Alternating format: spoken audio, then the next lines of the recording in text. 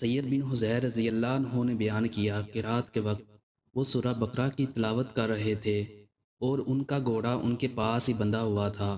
اتنے میں گھوڑا بدکنے لگا تو انہوں نے تلاوت بند کر دی تو گھوڑا بھی رک گیا۔ پھر انہوں نے تلاوت شروع کی تو گھوڑا پھر بدکنے لگا۔ اس مرتبہ بھی جب انہوں نے تلاوت بند کی تو گھوڑا بھی خاموش ہو گیا۔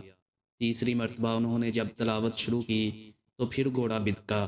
ان کے بیٹے یحییٰ چونکہ گھوڑے کے قریب ہی تھے، اس لیے اس ڈر کے سے کہ کہیں انہیں کوئی تکلیف نہ پہنچ جائے، انہوں نے تلاوت بند کر دی اور بچے کو وہاں سے ہٹا دیا۔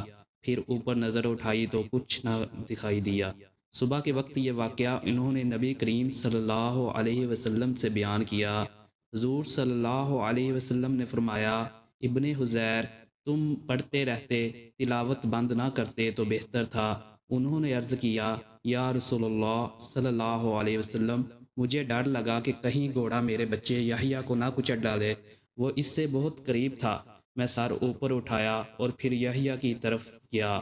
پھر میں نے آسمان کی طرف سر اٹھایا تو ایک چھتری سی نظر آئی جس میں روشن چراغ تھے۔ پھر جب میں دوبارہ باہر آیا تو میں نے اسے نہیں دیکھا۔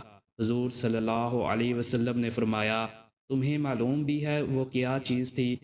سید رضی اللہ عنہ نے عرض کیا کہ نہیں۔ حضور صلی اللہ علیہ وسلم نے فرمایا کہ وہ فرشتے تھے، تمہاری آواز سننے کے لیے قریب ہو رہے تھے۔